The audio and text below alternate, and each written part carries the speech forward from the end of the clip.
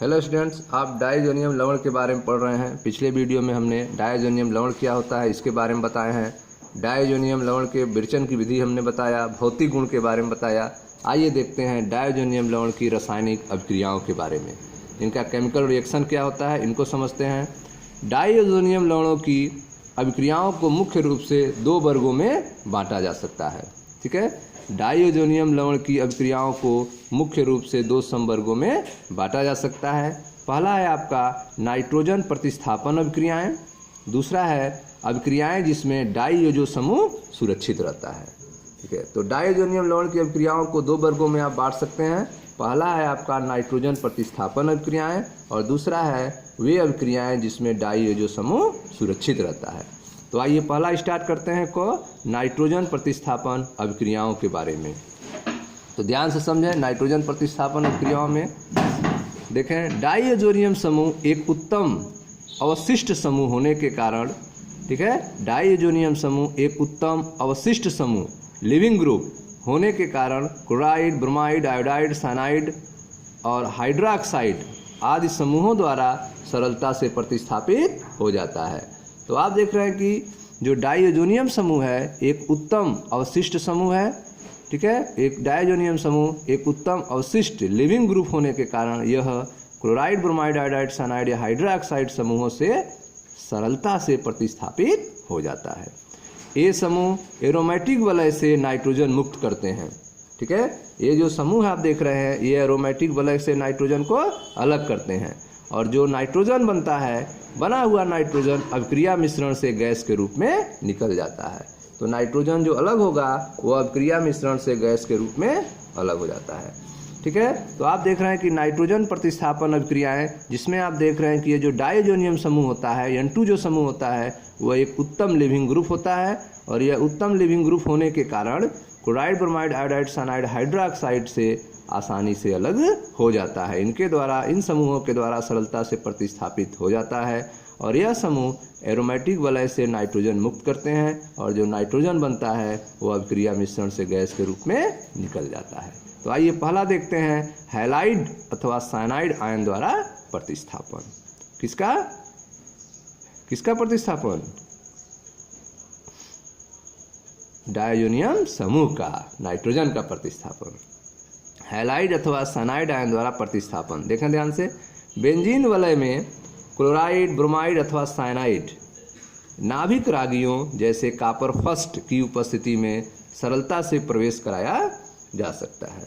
ठीक है, तो बेंजीन वलय में क्लोराइड, ब्रोमाइड, साइनाइड इन नाभिक रागियों को कॉपर फर्स्ट की उपस्थिति में बेंजीन से जोड़ा जा सकता है। इस अभिक्रिया को सैंडमायर अभिक्रिया कहते हैं। ध्यान दें, यह आपका डायजोनियम लवण है ArN2X। ठीक है, ArN2X यह आपका एरीन डायजोनियम हैलाइड है, एरीन डायजोनियम हैलाइड। ठीक है, ArN2X किसकी उपस्थिति में? कॉपर फर्स्ट आयन की उपस्थिति में। Copper first ion Cu2Cl2 HCl की उपस्थिति में आप देख रहे हैं ArCl बन रहा है प्लस N2 अलग हो गया। ArN2X Cu2Br2 HBr ArBr plus N2। ठीक है, ArN2X CuCN प्लस K, ठीक है, oblique KCN ArCN plus N2। तो इसमें आप देख रहे हैं कि आपका यह डायजोनियम समूह जो है वह अलग हो जा रहा है कॉपर फर्स्ट आयन की उपस्थिति में और एरोमेटिक वलय से। ठीक है, एक बार आप देख रहे हैं HCl की उपस्थिति करेंगे तो Cl जुड़ जाएगा, HBr की उपस्थिति में Br जुड़ जाएगा और KCN की उपस्थिति में Cn जुड़ जाएगा। तो इस तरह से हैलाइड अथवा साइनाइड आयन द्वारा आप N2 का प्रतिस्थापन कर सकते हैं। वह नाइट्रोजन गैस के रूप में अलग हो जाएगा और एरोमेटिक वलय से आप क्लोरीन, ब्रोमीन, साइनाइड को जोड़ सकते हैं। ठीक है, Cl, Br, Cn जुड़ सकता है। ठीक है, दूसरी ओर ताम्र चूर्ण की उपस्थिति में, ठीक है, यहाँ पे कॉपर फर्स्ट आयन की उपस्थिति था, दूसरी ओर ताम्र चूर्ण की उपस्थिति में डायजोनियम लवण के विलयन की संगत हैलोजन अम्ल से अभिक्रिया द्वारा क्लोरीन और ब्रोमीन को भी बेंजीन वलय से जोड़ा जा सकता है। इस अभिक्रिया को गाटरमान अभिक्रिया कहते हैं। ठीक है, तो ताम्र चूर्ण की उपस्थिति में, कॉपर चूर्ण की उपस्थिति में डाइओजोनियम लवण के विलयन की संगत हैलोजन अम्ल से अभिक्रिया द्वारा क्लोरीन अथवा ब्रोमीन को भी बेंजीन वलय से जोड़ा जा सकता है। इस अभिक्रिया को गाटरमान अभिक्रिया कहते हैं। तो ध्यान से देखें, ये आपका ArN2X, ठीक है, ArN2X कापर चूर्ण, यह कापर चूर्ण है, ठीक है, और इसका संगत हैलोजन अम्ल है जिसको आपको बनाना है, ठीक है। तो यह Cl आपने ले लिया, तो यह Cl जो है N2 को अलग कर देगा और आपको ArCl मिल जाएगा प्लस N2CuX, ठीक है। कापर चूर्ण HBr, तो ArBr प्लस N2CuX। तो इस तरह से आप देख रहे हैं कि कापर चूर्ण की उपस्थिति में डाइएजोनियम लवण के विलयन की संगत हैलोजन अम्ल से अभिक्रिया द्वारा क्लोरीन और ब्रोमीन को बेंजीन वलय से जोड़ा जा सकता है और इस अभिक्रिया को गाटरमान अभिक्रिया कहते हैं, ठीक है। गाटरमान अभिक्रिया की तुलना में सैंडमायर अभिक्रिया की लब्धि अधिक होती है। तो जो सैंडमायर अभिक्रिया है इसमें जो है ज़्यादा मात्रा में आपको प्राप्त होगा, ठीक है, लब्धि ज़्यादा होगी, जबकि गाटरमान अभिक्रिया में इस लब्धि कम होती है, ठीक है। इसमें आप देख रहे हैं कि Cu2Cl2 का यूज करते हैं, कापर फर्स्ट क्लोराइड का यूज करते हैं और इसमें कापर चूर्ण का यूज करते हैं। और एरोमेटिक क्लोराइड, एरोमेटिक ब्रोमाइड या एरोमेटिक साइनाइड को आप डाइओजोनियम से बना सकते हैं, ठीक है। दूसरा देखें रिएक्शन, आयोडाइड आयन द्वारा प्रतिस्थापन। आयोडाइड आयन द्वारा प्रतिस्थापन, देखें ध्यान से, आयोडीन को सीधे बेंजीन वलय से सरलता से नहीं जोड़ा जा सकता है। आयोडीन को सीधे आप बेंजीन वलय से नहीं जोड़ सकते हैं, किंतु जब डाइओजोनियम लवण के विलयन की अभिक्रिया पोटेशियम आयोडाइड से कराते हैं तो आयोडोबेंजीन बनता है, ठीक है। तो इसके लिए आयोडीन को बेंजीन वलय से जोड़ने के लिए आपको डाइओजोनियम लवण की अभिक्रिया पोटेशियम आयोडाइड से करानी होगी, जिससे आयोडीन जो है बेंजीन वलय से जुड़ जाएगा। तो यह आपका डाइओजोनियम लवण है ArN2Cl, इसकी अभिक्रिया आप पोटेशियम आयोडाइड से कराएंगे तो यह आयोडीन जो है Ar से जुड़ जाएगा, ARI plus KCl plus N2 बनेगा, ठीक है। तो इस तरह से एरोमेटिक आयोडाइड आपको प्राप्त हो जाएगा। तीसरा रिएक्शन देखें, फ्लोराइड आयन द्वारा प्रतिस्थापन। फ्लोराइड आयन द्वारा प्रतिस्थापन, जब एरीन डाइओजोनियम क्लोराइड की अभिक्रिया फ्लोरोबोरिक अम्ल से कराते हैं, ठीक है, एरीन डाइओजोनियम क्लोराइड ArN2Cl की अभिक्रिया किससे कराते हैं, फ्लोरोबोरिक अम्ल HbF4 से। फ्लोरोबोरिक अम्ल से कराते हैं तो एरीन डाइओजोनियम फ्लोरोबोरेट अवक्षेपित हो जाता है, ठीक है। तो यह आपको एरीन डाइओजोनियम फ्लोरोबोरेट प्राप्त हो जाएगा और इसको आप गर्म करेंगे तो यह विघटित होकर एरिल फ्लोराइड देता है। तो यह विघटित हो जाएगा और आपको एरिल फ्लोराइड मिलेगा, BF3 और N2 मिलेगा, ठीक है। तो फ्लोराइड आयन द्वारा इसका प्रतिस्थापन कर सकते हैं N2 का। तो इसके लिए आप देख रहे हैं, जब एरीन डाइओजोनियम क्लोराइड की क्रिया किससे कराएंगे, फ्लोरोबोरिक अम्ल से, HbF4 से फ्लोरोबोरिक अम्ल से कराएंगे तो एरीन डाइओजोनियम फ्लोरोबोरेट अवक्षेपित होगा। पहले क्या बनेगा, एरीन डाइओजोनियम फ्लोरोबोरेट बनेगा, इसको आप गर्म करेंगे तो गर्म करने पर यह टूट जाएगा और आपको एरिल फ्लोराइड प्राप्त होगा। एरिल फ्लोराइड प्राप्त होगा, BF3 और N2 प्राप्त होगा, ठीक है। अगला है आपका हाइड्रोजन द्वारा प्रतिस्थापन। देखिए ध्यान से, हाइड्रोजन द्वारा प्रतिस्थापन, हाइपोफास्फोरस अम्ल, हाइपोफास्फोरस अम्ल जिसे फास्फेनिक अम्ल कहते हैं, ठीक है। तो यह आपका है एरीन डाइओजोनियम क्लोराइड ArN2Cl। ArN2Cl की अभिक्रिया किसे कराएंगे, फास्फेनिक अम्ल से कराएंगे, हाइपोफास्फोरस अम्ल से H3PO2 से, अथवा एथेनॉल से, या फिर किस से, एथेनॉल से, CH3CH2OH एथेनॉल से कराएंगे, ठीक है।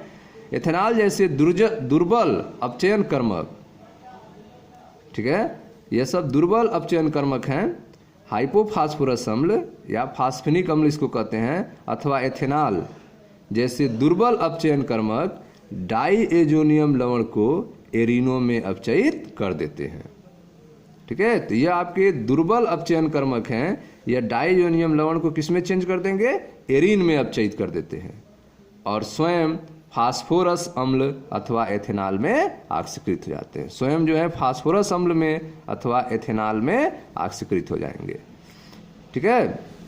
तो जब डाइओजोनियम क्लोराइड की क्रिया, डाइओजोनियम क्लोराइड की क्रिया हाइपोफास्फोरस अम्ल से कराते हैं, फास्फेनिक अम्ल से कराते हैं, ठीक है, तो इसका अपचयन हो जाता है और आपको क्या प्राप्त होता है?